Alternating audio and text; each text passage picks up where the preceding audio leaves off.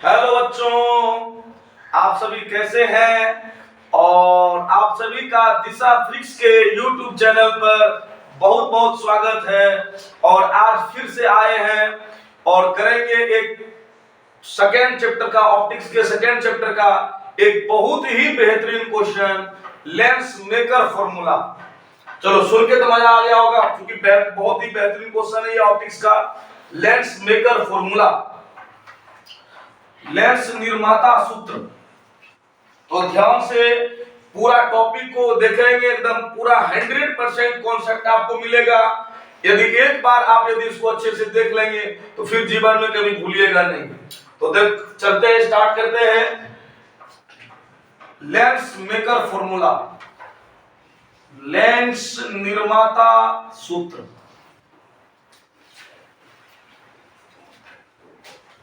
Lens maker formula,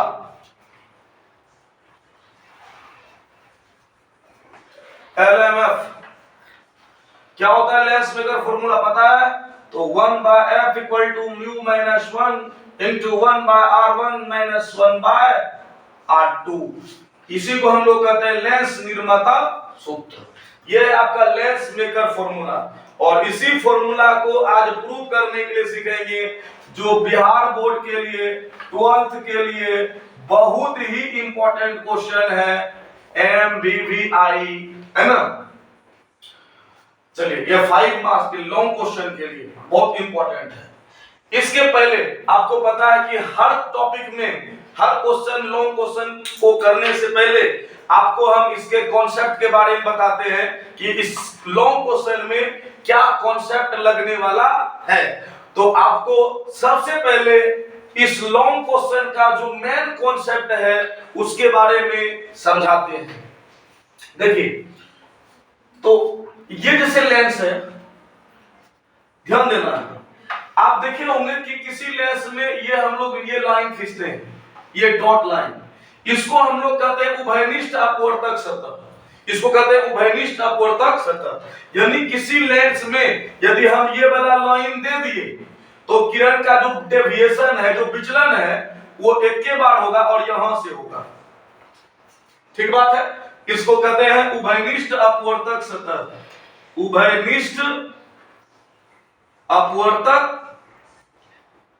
अपवर्तक सतह मतलब ये दोनों के बदला हम लोग इसको इमेजिन किए हैं कि ये मेरा अपवर्तक सतह है, जिसमें ये डॉट लाइन रहेगा, उसकी बात कर रहे हैं।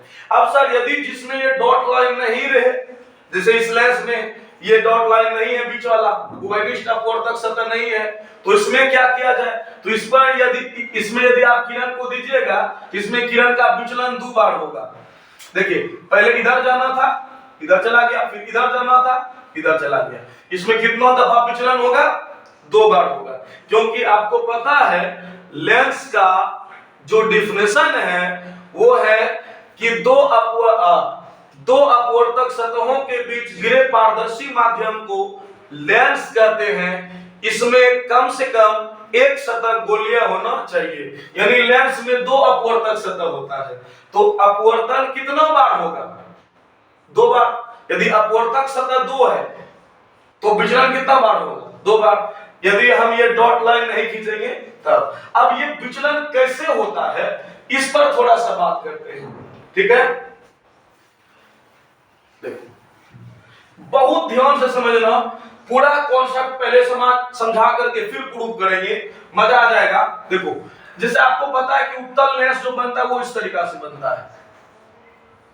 ये इसमें 2 ठो गोला चाहिए कांच का। यानी देखिए, ये हो गया लेंस, ये पहला, ये इस तरीका से इस वाले पार्ट को काट के हम लोग निकाल लेते हैं, तो उत्तल लेंस ये बन जाता है। ठीक है, लेकिन ध्यान से देखिए, यदि इस जो ये सतह है, ये इस गोला का पार्ट है, तो इसका सेंटर इधर होगा। और जो ये सतह है वो इस गोला का पार्ट है, इसका सेंटर इधर होगा। यदि इसको हम पहला सतह मान लिए, इसको दूसरा सतह मान लिए, इसको पहला, तो इसका सेंटर इधर होगा और इसका सेंटर इधर होगा, है ना। इस सतह का सेंटर इधर और इस सतह का सेंटर इधर होगा। क्लियर बात? है ना। इतना बात पहले समझ में आ गया कि इस वाले सतह का सेंटर इधर और इस वाले सतह का सेंटर इधर। आपके जैसे दिमाग में एक क्वेश्चन और आता होगा कि क्या सर ये जो आप कहते हैं ये पहला सतह ये दूसरा सतह, क्या ये फिक्स रहता है? तो बिल्कुल ऐसा बात नहीं है, ये फिक्स नहीं होता है। ये कैसे हम लोग डिसाइड करते हैं भाई? तो देखो, यदि ऑब्जेक्ट मेरा इधर है, वस्तु इधर है, तो किरण ऐसे आके टकराएगा, तो ये पहला सतह हो जाएगा और ये वाली दूसरा सतह हो जाएगा। और यदि ऑब्जेक्ट मेरा इधर है तो रे मेरा इधर से आएगा, इधर से आएगा, तब ये पहला सतह ये दूसरा सतह। यानी लेंस का जो सतह पहला दूसरा कहते हैं हम लोग, वो डिपेंड करता है कि हम लोग ऑब्जेक्ट को किस साइड में रखे हैं। यदि ऑब्जेक्ट इधर है इस तरफ तो ये पहला ये दूसरा, ऑब्जेक्ट इधर तो ये पहला ये दूसरा, ये आपस में चेंज हो सकता है। क्या इतना चीजें समझ में आया? चलिए, और एक चीजें जो आपके पहले के क्वेश्चन में कॉन्सेप्ट समझाए हुए हैं कि यदि किसी गोलीय सतह पर लंब खींचना है, जैसे मान लो ये गोला है और इसका सेंटर ये है, और इसके इस सतह पर बोले यहां पर लंब खींचने के लिए, तो इस बिंदु को क्या करिएगा, सेंटर से मिला दीजिए। गोलीय सतह पर लंब खींचने का तरीका है कि जिस बिंदु पर आपको लंब खींचने के लिए बोला जाए उसको उस गोलीय सतह के केंद्र से मिला दीजिए, तो लंब हो जाता है। ये तीन कॉन्सेप्ट आपको लगेगा इस क्वेश्चन को प्रूव करने में। चलो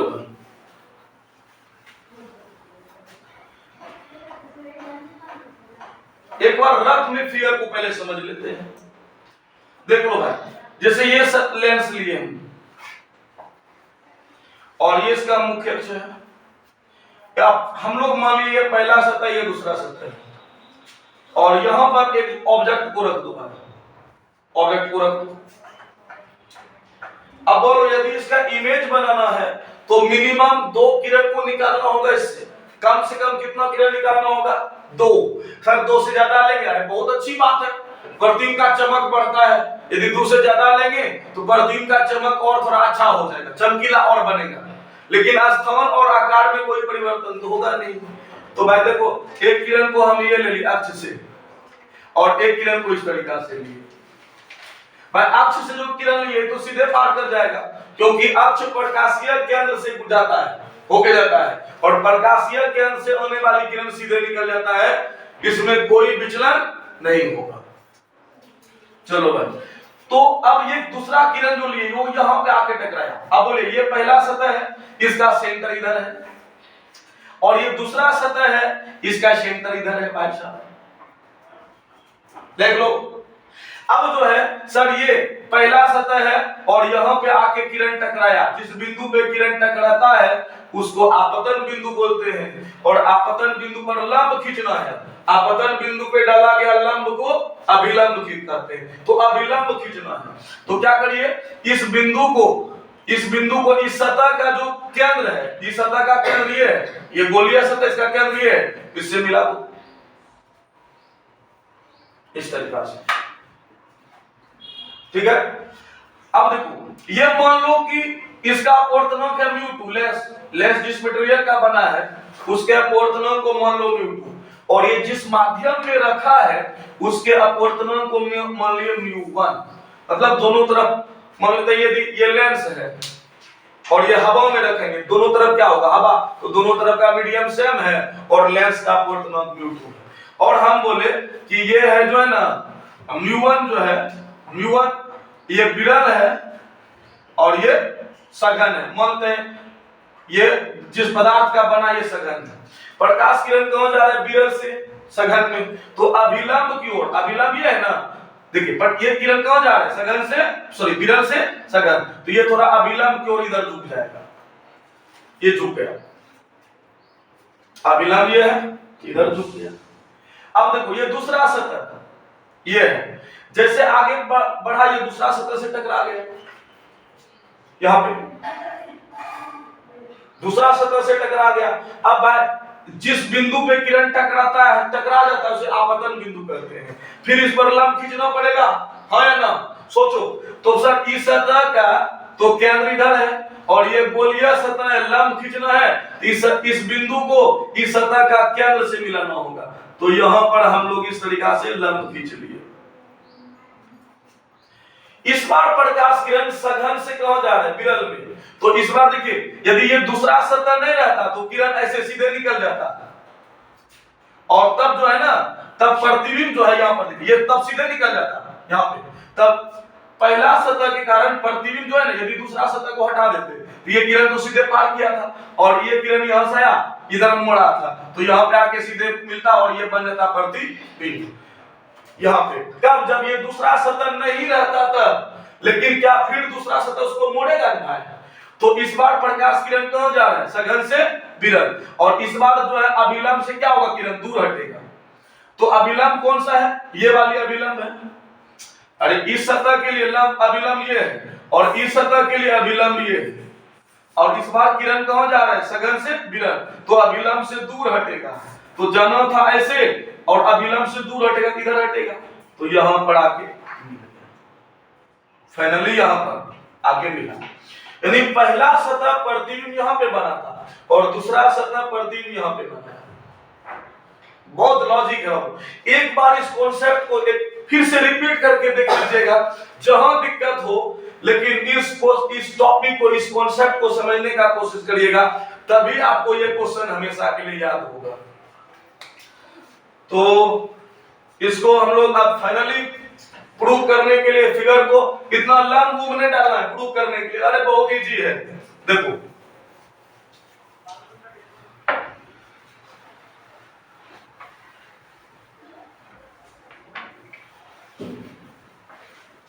चलिए, तो अब प्रूव करने के लिए फिगर बनाते हैं।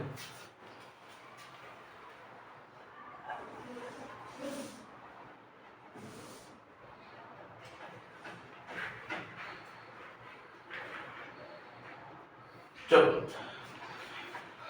प्रूव करने के लिए फिगर बनाते हैं। देखो भाई, एक लेंस बना लो आप, इसमें ये बीच वाला लाइन नहीं खींचिएगा, गलत हो जाएगा।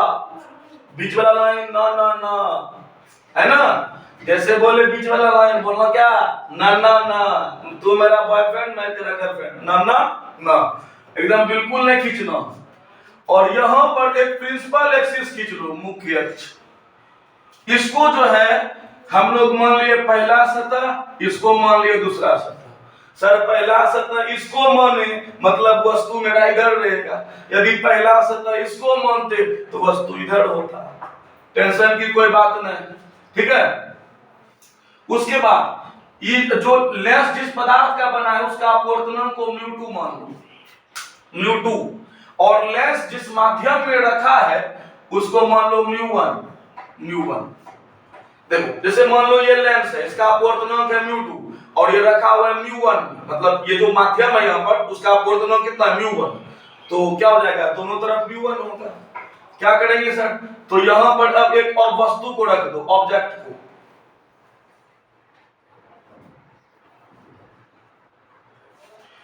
चलो तो इधर हो गया आपका μ1, इधर भी हो गया μ1, और इसका अपवर्तनांक हम लोग मान लेंगे μ2। चलिए यहां पर एक वस्तु रख दी, ऑब्जेक्ट O। अब इसे दो ठो किरण निकालना है कम से कम। एक किरण को अक्ष से दिए, सीधा पार कर गया, कहानी खत्म। एक किरण को और लो, ये तिरछी नजरिया, देख लो। फिर ये आपको पता अभी तुरंत लंब डाल के समझाए थे, ये इसको इधर मोड़ेगा, देख लो। अब यदि ये दूसरा सतह नहीं रहता तो किरण सीधे आता, कहां पे, यहां पे आता, यहां पे आता, प्रतिबिंब ये बनाता आई डैश। लेकिन फिर दूसरा सतह इसको मोड़ देगा इधर, तो इमेज बनेगा यहाँ पे से यहाँ पे, देख लो आई, है ना। बस ये फिगर बनाना है, देख लो क्या बनेगा, क्या बनेगा, देख लो। तो इस वाले सतह के लिए ध्यान दीजिएगा, इस सतह के लिए, इस सतह के लिए ये हो गया वस्तु U,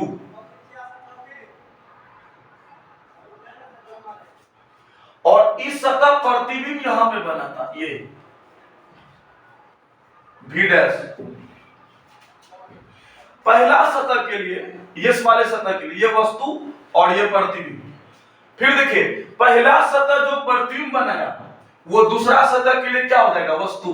तो यहां से ये हो जाएगा क्या, वस्तु दूरी, यानी ये बन जाएगा क्या, थोड़ा सा इसको नीचे लेते हैं, अच्छे से लिख लेते हैं, यहां से यहां तक हो गया u पहला सतह के लिए, और ये हो गया प्रतिबिंब दूरी, इसको मान लेंगे v डैश।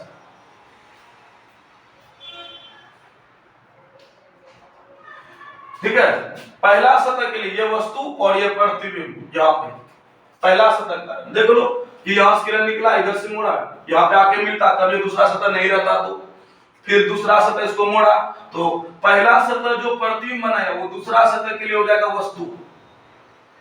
पहला सतह जो प्रतिबिंब बनाया, जो इमेज बनाया, वो हो जाएगा दूसरा सतह के लिए वस्तु, और फाइनल इमेज बना कहां पे, आई पे, यानी भी इसको मान लेंगे। तो यहां पर जो मेन ध्यान देने वाली बात है क्या है सर, देखो पहला सतह के लिए वस्तु दूरी u, प्रतिबिंब दूरी v डैश, वस्तु दूरी u, प्रतिबिंब दूरी v डैश, पहला सतह के लिए वस्तु दूरी u और प्रतिबिंब दूरी v डैश, दूसरा सतह के लिए वस्तु दूरी v डैश और प्रतिबिंब दूरी v। देख लो, पहला सतह के लिए वस्तु दूरी u, प्रतिबिंब दूरी v डैश, दूसरा सतह के लिए वस्तु दूरी v डैश, यानी पहला सतह के द्वारा जो इमेज बना वो दूसरा सतह के लिए आभासी वस्तु का कार्य करती है। पहला सतह के द्वारा जो प्रतिबिंब बना वो दूसरा सतह के लिए आभासी वस्तु का कार्य करती है।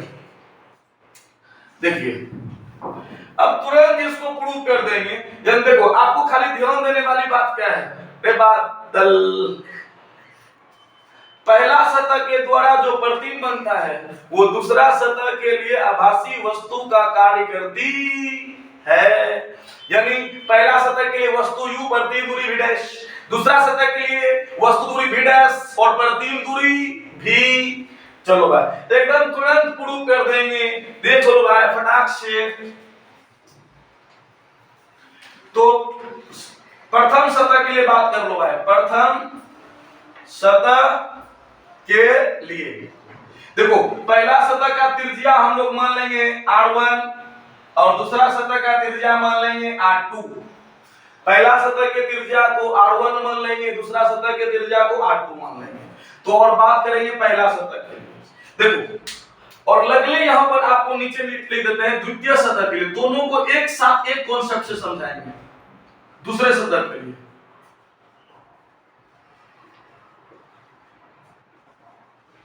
देखिए पहला सतह के लिए किरण μ1 से μ2 में जाता है, देखो यहां पे μ1 से μ2 में जाता है, तो पहला सतह के लिए किरण जा रहा है μ1 से μ2 में,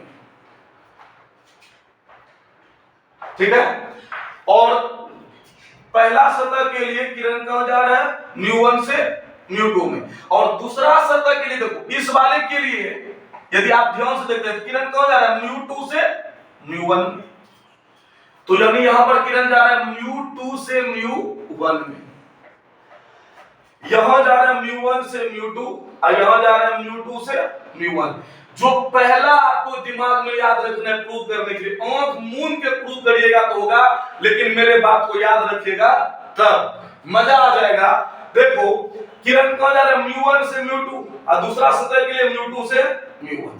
अब देखो जिसमें किरण जा रहा है ना, जिसमें किरण जा रहा है, जिसमें किरण जाती है, याद रखिएगा जिसमें किरण जाती है उसके साथ रखिएगा प्रतिबिंब दूरी, हाँ ये ट्रिक है। और जिससे किरण आती है ना, जिससे किरण आती है उसके साथ रखिएगा वस्तु दूरी,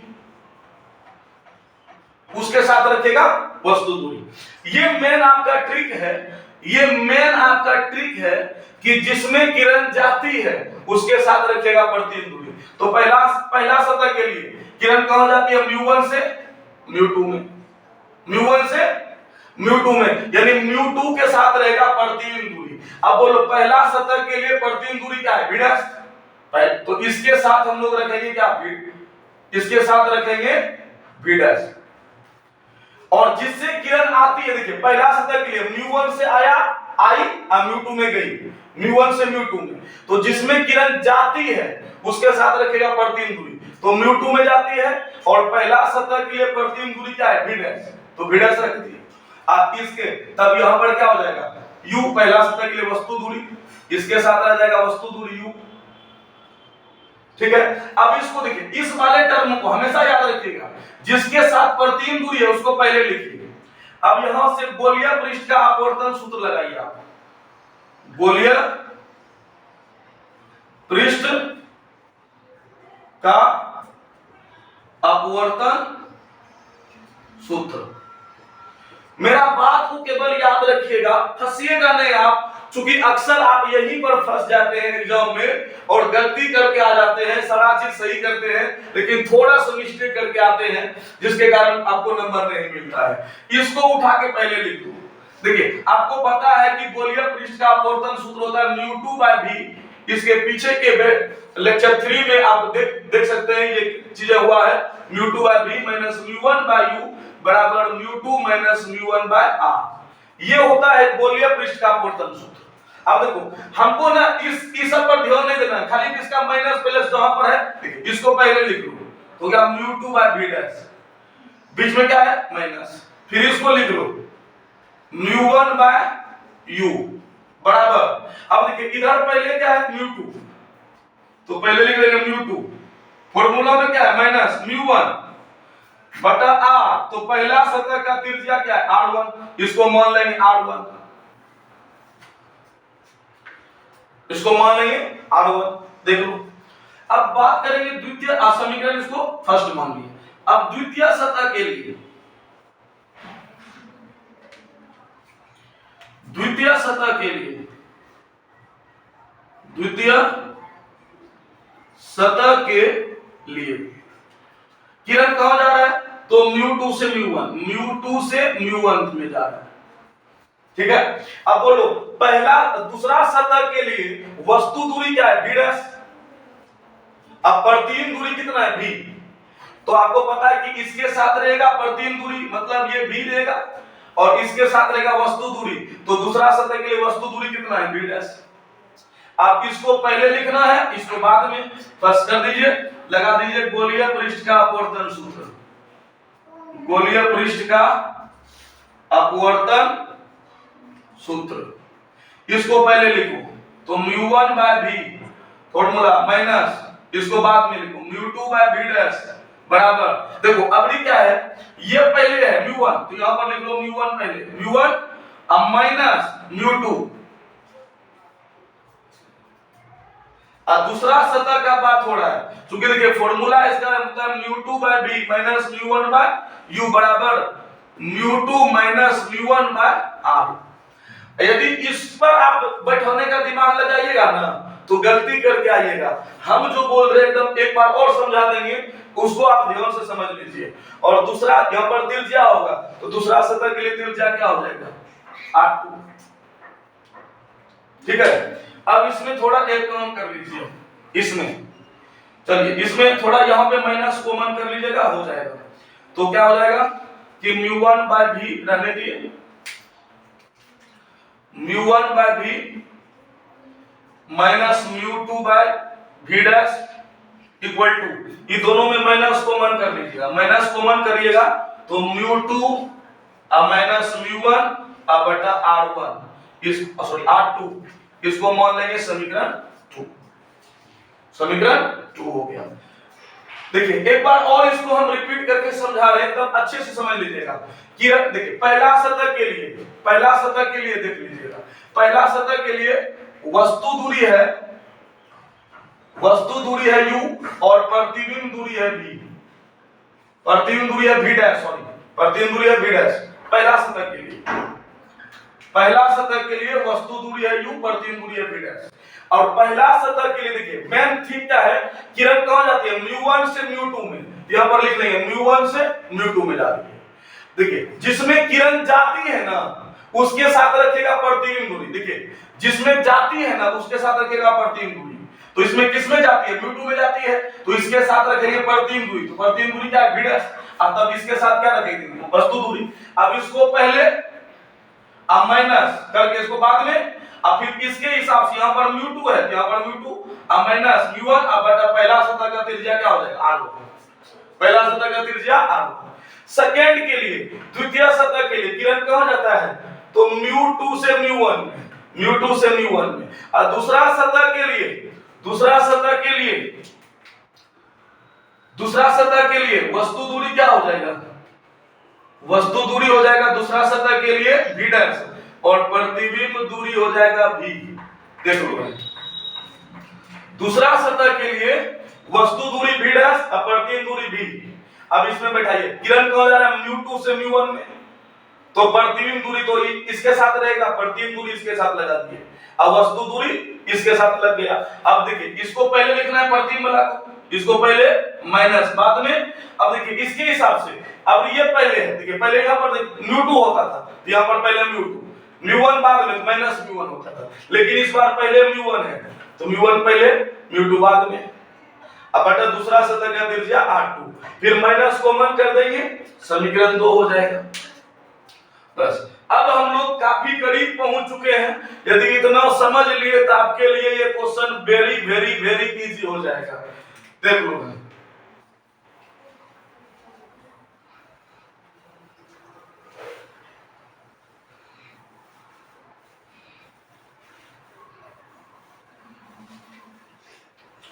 अब क्या करेंगे, समीकरण 1 और 2 को जोड़ देंगे। समीकरण 1 + 2 करने पर 1 और 2 को जोड़ो भाई, तो समीकरण 1 क्या है, देखिए तो समीकरण 1 ये है, तो LHS इसका LHS में जुड़ जाएगा और इसका RHS इसका RHS में जुड़ जाएगा। तो LHS पहले लिखिए, तो जाएगा μ2/v डैश माइनस μ1/u, ठीक है, plus μ1/v minus μ2/v dash बराबर, इसको लिखे μ2 माइनस μ1/r1, फिर माइनस माइनस, चूंकि देखिए यहां पर जोड़ना है, ये दोनों जुड़ता लेकिन बीच में माइनस है, यहां पर हो जाएगा माइनस और हो जाएगा फिर यहां पर μ2 माइनस μ1/r2। अब क्या करिए, देखिए इसमें कुछ चीजें जो कटेगा उसको काट छोड़ दीजिए, जो कटेगा जो हटेगा हटा दीजिए, ये हटेगा और ये हटेगा, हटा दिए। अब जो बचा क्या क्या बच गया देख लो भाई, देखिए ये दोनों ये कट जाएगा माइनस प्लस, अब ये देखिए यहां पर जो बचा ये बचा, ये दोनों में μ1 देखिए कॉमन आ जाएगा, तो μ1 को यदि निकाल लेंगे तो यहां पर क्या बचेगा 1/v माइनस 1/u बराबर, इधर देखिए ये दोनों में देखिए ये μ2 माइनस μ1 कॉमन आ जाएगा, तो μ2 माइनस μ1 कॉमन आ गया, इसको नीचे थोड़ा लिखते हैं। देखिए यहां पर क्या μ1 कॉमन आया तो क्या बचा 1/v माइनस 1/u, इधर μ2 माइनस μ1 कॉमन आया तो बचा 1/r1 माइनस 1/r2, ठीक है। चलिए अब क्या करेंगे, तो μ1 को इधर कर दो है, तो 1/v माइनस 1/u को क्या लिख लेंगे 1/f, लेस सूत्र होता है कि 1/f बराबर 1/v माइनस 1/u, यानी 1/v माइनस 1/u को क्या लिखेंगे 1/f, μ1 को उधर कर दो तो क्या μ2 minus μ1/μ1 into 1/r1 minus 1/r2, 1/f दोनों में अलग अलग भाग दीजिए, तो μ1/μ1 minus μ2/μ1 minus μ1/μ1 into 1/r1 minus 1/r2, ये कट जाएगा, एक हो जाएगा, तो 1/f बराबर μ2 minus μ1 minus 1 into r1/r1 minus 1/r, तो ये आपका यहां तक आ गया फॉर्मूला।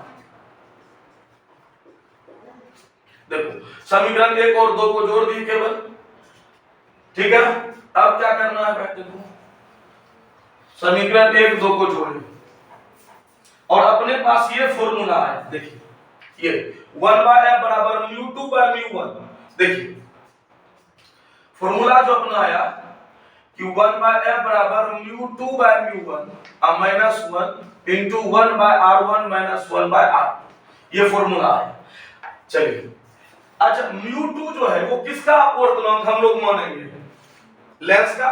अरे लेंस के अपवर्तनांक को μ2 माने हैं, और μ1 किसका माने थे? माध्यम का अपवर्तनांक। μ1 जो माने हुए हैं वो किसका? माध्यम का अपवर्तनांक को μ1 माने थे, याद है ना? जो जिस माध्यम में लेंस रखा है उसका अपवर्तनांक μ1 है, तो इसलिए हम इसको चाहे तो 1/f बराबर μ2 मतलब लेंस का अपवर्तनांक, तो μl लिख लेंगे, μl बटा μ1 किसका है? माध्यम का अपवर्तनांक, तो इसको लिख लेंगे μm minus 1 into 1/r1 minus 1/r। ये आपका मेन फॉर्मूला है, मेन सूत्र, ठीक है। लेकिन अब बोलेगा सर प्रूविंग करने के लिए तो ये नहीं है, थोड़ा सा और इसमें करना पड़ेगा। अब मान लो कि यदि माध्यम वायु, मान लेते हैं कि लेंस जहां पे रखा है, ये लेंस ये जहां पर रखा है, इसका जो माध्यम है यहां पर वो वायु है, तो वायु का अपवर्तनांक कितना होता है? 1। तो माध्यम का अपवर्तनांक यदि μm को हम मान लेंगे कितना? 1। μm को कितना मान लेंगे? 1। तब μl को क्या मान लेंगे? μl को क्या मान लो? यदि μm को 1 मान लेंगे तब क्योंकि माध्यम वायु है, वायु का अपवर्तनांक कितना होता है? लगभग 1 होता है, और तब μl को क्या मान लेंगे? μ। अब इसी को बैठाइएगा तो 1/f बराबर μ, अब μm का मान तो 1 हो गया, माइनस 1/r1 माइनस 1/r। ये जो स्पेशल फॉर्मूला है ये वायु के लिए है, ये स्पेशल फॉर्मूला वायु के लिए है, और ये आपका सामान्य सूत्र है। प्रूविंग हो गया है ना। अब क्या करना है? यदि दिक्कत जहां पर होता है उसको रिपीट करके एक बार और समझने का उसको प्रयास करिए। सारा कॉन्सेप्ट हम समझा दिए अपनी तरफ से, कोई कसर नहीं छोड़े हैं, इसमें और कोई कॉन्सेप्ट का जरूरत नहीं है। यदि इतना आप याद रख लेते हैं तो एकदम आंख मूंद के प्रूफ करके आइएगा। अब इसके बारे में थोड़ा सा 2 लाइन लैंग्वेज दिखा देते हैं, शुरू में नहीं लिखाए थे तो लैंग्वेज ऐड कर लीजिएगा, क्योंकि बिहार बोर्ड में भी लैंग्वेज जरूरी होता है। देखो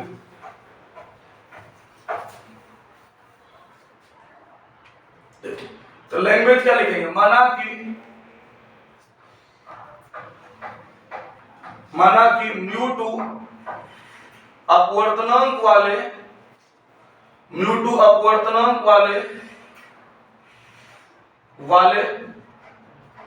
पदार्थ से बना एक उत्तल लेंस μ1 अपवर्तनांक वाले पारदर्शी माध्यम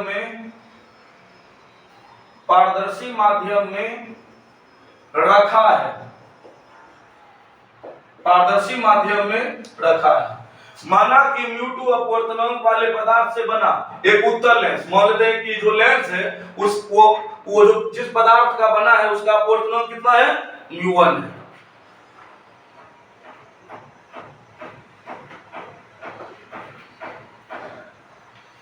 थोड़ा दिक्कत चलिए लेंस जिस पदार्थ का बना है उसका अपवर्तनांक को कितना मान लेंगे? μ1, और जिस माध्यम में रखा है वो माध्यम पारदर्शी होना चाहिए, मतलब लाइट आर पार होना चाहिए, और उसका अपवर्तनांक कितना माने? μ1।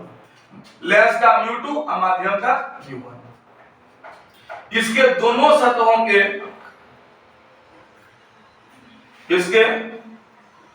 दोनों सतहों की लाइनें में लिख लेते हैं। इसके दोनों सतहों की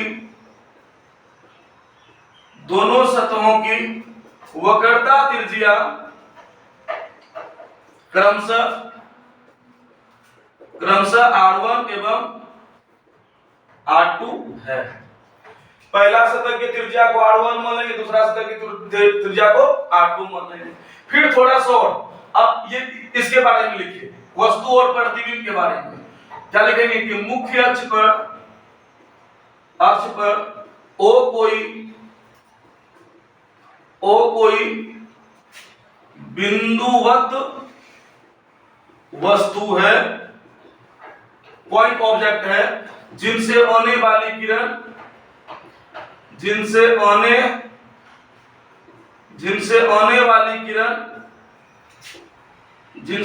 वाली किरण प्रथम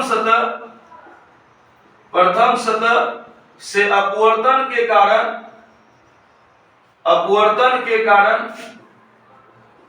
प्रतिबिंब I' पर बना था, किंतु पुनः द्वितीय सतह से अपवर्तन के कारण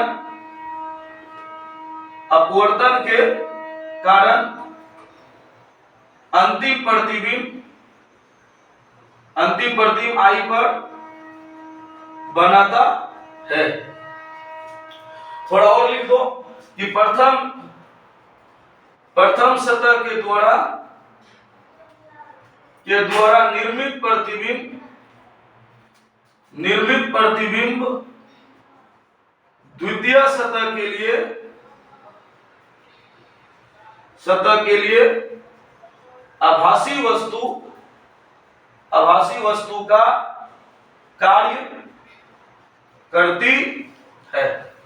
इतना लैंग्वेज देखिए, बिहार बोर्ड में बार बार बोलते हैं, बिहार बोर्ड में ये चमक है, ये खूबसूरती है। जैसे ना लड़कियों का खूबसूरती मेकअप है ना, उसी तरीका से बिहार बोर्ड में आप यदि लॉन्ग क्वेश्चन लिखते हैं तो ये समझिए उसका main lipstick fair and lovely है।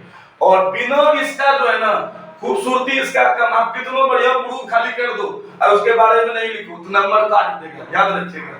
इसलिए ये चीजें लिखना जरूरी है। एक बार और समझा देते हैं, क्या बोले, देखिए कि मान लेते हैं, है ना, लेंस जिस पदार्थ का बना है उसका अपवर्तनांक μ2 है और ये जिस माध्यम में रखा है उसका अपवर्तनांक μ1 है।